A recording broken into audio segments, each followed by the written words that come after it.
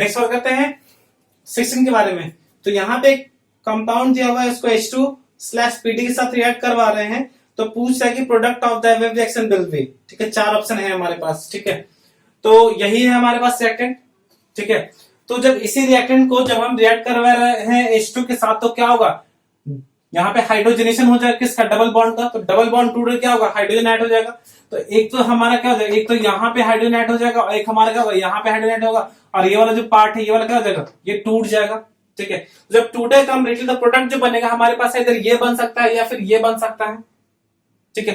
कहने का मतलब क्या हो रहा है कि इधर एक बार ये वेज पे हो सकता है या फिर एक बार ये डैश पे हो सकता है, ठीक है। वेज डैश वाला कंसेप्ट आ जाएगा कि इसी को हम क्या दिखा दे, एक बार हाइड्रोजन को ऊपर दिखा दे, एक बार हाइड्रोजन को नीचे दिखा दिए, ठीक है।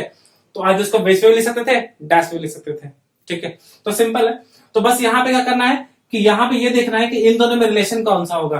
तो क्या ये दोनों एक दूसरे का मिरर इमेज है, नहीं। जब मिरर इमेज है ही नहीं तो यहाँ पे क्या होगा, रेशो मिक्सचर तो होना ही नहीं है, ठीक है। यहाँ पे ध्यान देना है कि क्या ये मेसो होगा, तो इन दोनों के बीच में कोई मेसो हो रहा है क्या, नहीं, इन दोनों के बीच में तो मेसो नहीं होगा। और क्या बोल रहा है कि कंस्टिट्यूशनल आइसोमरिज्म, तो नहीं होगा। तो ये क्या हो जाएगा, सिंपली डायस्ट्रोमर हो जाएगा, क्योंकि एक दूसरे का मिरर इमेज ही नहीं है, ठीक है। आंसर क्या हो जाएगा, ऑप्शन नंबर बी, डायस्ट्रोमर, क्योंकि एक दूसरे का मिरर इमेज ही नहीं है। नेक्स्ट बात करते हैं क्वेश्चन नंबर 17 के बारे में। इसमें बोल रहा है कि which of the following compound will not be obtained as a product in the above reaction.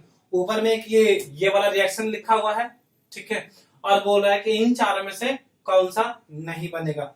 ये थोड़ा ठीक ठाक क्वेश्चन है, इसको देख लेते हैं, ठीक है। तो इसे समझना पड़ेगा। तो जैसे Br है, ठीक है, Br2 वो किसके प्रेजेंस में हो रहा है, 300 डिग्री सेल्सियस, मतलब कि हाई टेम्परेचर। तो ध्यान रखना है कि हाई टेम्परेचर हो या फिर Hν हो, ठीक है, या फिर NBS हो जाए, ठीक है। तो ये सारे केसेस में, या फिर H2O2 हो जाए, तो इन सारे केसेस में क्या होगा, फ्री रेडिकल रिएक्शन होते हैं। क्या होते हैं, फ्री रेडिकल रिएक्शन, मतलब कि फेवरेबल सब्स्टिट्यूशन होगा। तो यहां पर हम देख रहे हैं कि इसमें क्या होगा, तो ये जो Br है वो आइदर इसके हाइड्रोजन को या फिर इसके हाइड्रोजन को या फिर इसके हाइड्रोजन को क्या करेगा, रिप्लेस करेगा, सब्स्टिट्यूट करेगा, ठीक है।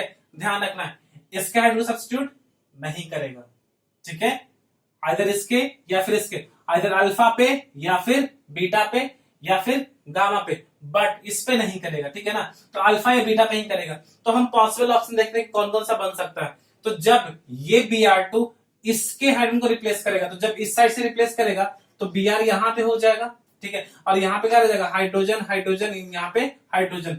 तो ये क्या हो जाएगा, इसको CH2 लिख सकते हैं सिंपली। तो जब इसको CH2 लिख देंगे यहाँ पे, ठीक है, तो ये कौन सा ऑप्शन दिख रहा है मेरे को ये वाला ऑप्शन दिख रहा है। तो इसका मतलब कि बी तो बन रहा है, ठीक है।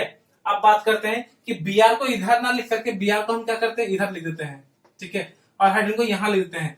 तो क्या ये दिख रहा है, तो ये ऑप्शन ए में मेरे को दिख रहा है कि हाँ ये भी बन रहा है, ठीक है।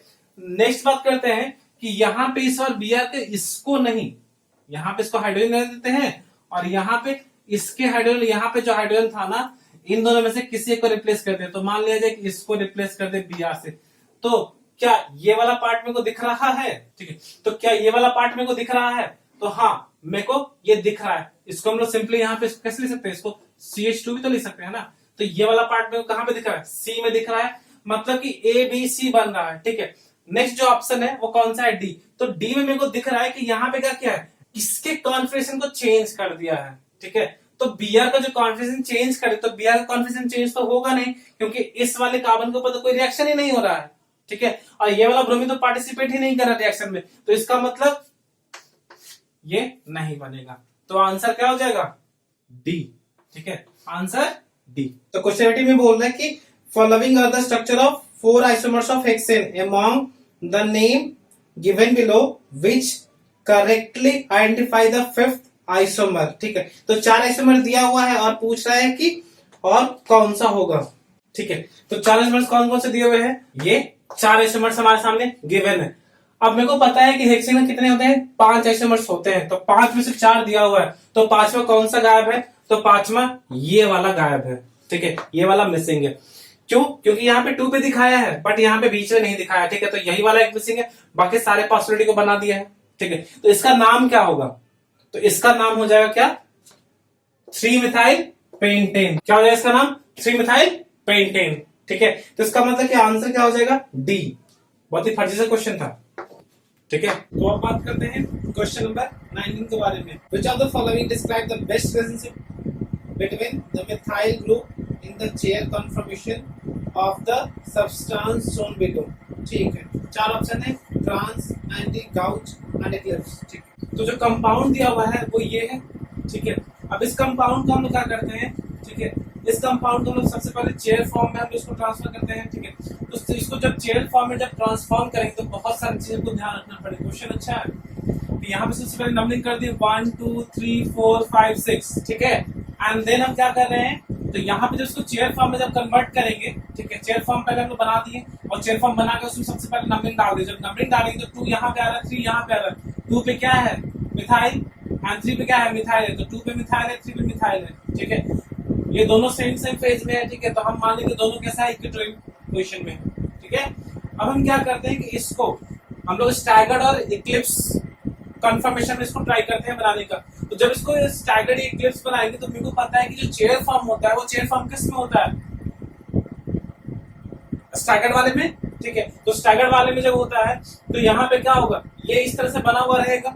ठीक है, जब इस तरह से बना हुआ रहेगा तो मेरे को दिख रहा है कि CH3 यहाँ पे, अब इसको नंबरिंग कर लेते हैं यहाँ पे, तो इसको फिर से यहाँ पे नंबरिंग करेंगे तो फिर मेरे को दिखा कि यहाँ पे नंबरिंग क्या आएगा, जो ऊपर वाला पार्ट है यहाँ पे 1।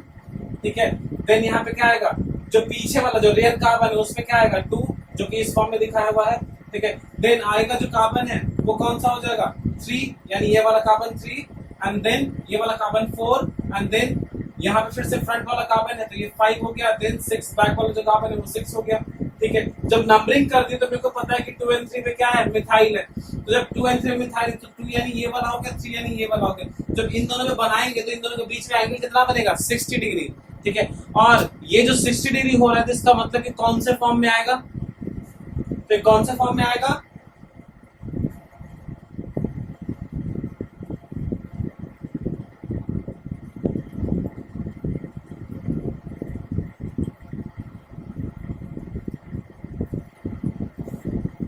तो ये कौन से फॉर्म में आएगा, तो ये आएगा गॉच फॉर्म में। ठीक है, कौन सा फॉर्म, गॉच फॉर्म। ठीक है, ध्यान रखना। तो नेक्स्ट बात करते हैं क्वेश्चन नंबर 20। इसमें बोल रहा है compare the stability of the following two compounds A and B. तो ए में है हमारे पास सिस 1 इथाइल 3 मिथाइल साइक्लोहेक्सेन और बी में क्या है, ट्रांस 1 इथाइल 3 मिथाइल साइक्लोहेक्सेन। पूछ रहा है कि A is more stable, B is more stable, A and B are of equal stability, और डी बोल रहा है कि no comparison can be made. ठीक है, तो देख लेते हैं। ठीक है, तो ये फिगर दिख रहा है, इस फिगर में क्या है, ए में कौन सा है, ए में है हमारा सिस 1 इथाइल 3 मिथाइल साइक्लोहेक्सेन और बी में कौन सा है, ट्रांस 1 इथाइल 3 मिथाइल साइक्लोहेक्सेन। तो अगर जो सिस रहेगा तो दोनों सेम साइड रहेगा, तो हम यहाँ पे दोनों को दोनों क्या मान ले, इक्विटोरियल पोजीशन में मान ले। तो जब दोनों को दोनों इक्विटोरियल पोजीशन में है, ठीक है, तो ऑब्वियस बात है क्या होगा, स्टेबिलिटी हाई होगा। ठीक है, नो डाउट। अगर जो हम बात करते हैं बी वाले में, तो बी में मेरे को दिख रहा है कि बी में क्या है, एक इक्विटोरियल में है तो दूसरा किस में होगा, एक्सेल में होगा। तो जब एक इक्वेटोरियल में है और दूसरा एक्सेल में है, तो एक एक्सेल में आ रहा है तो एक्सेल में आने का कारण क्या होगा, स्टेबिलिटी को डिक्रीज कर देगा। इसका मतलब कि क्या होगा, इसका स्टेबिलिटी कम होगा। ठीक है, तो इसका मतलब कि बी का जो स्टेबिलिटी है वो क्या होगा, कम होगा एज कंपेयर टू ए की स्टेबिलिटी।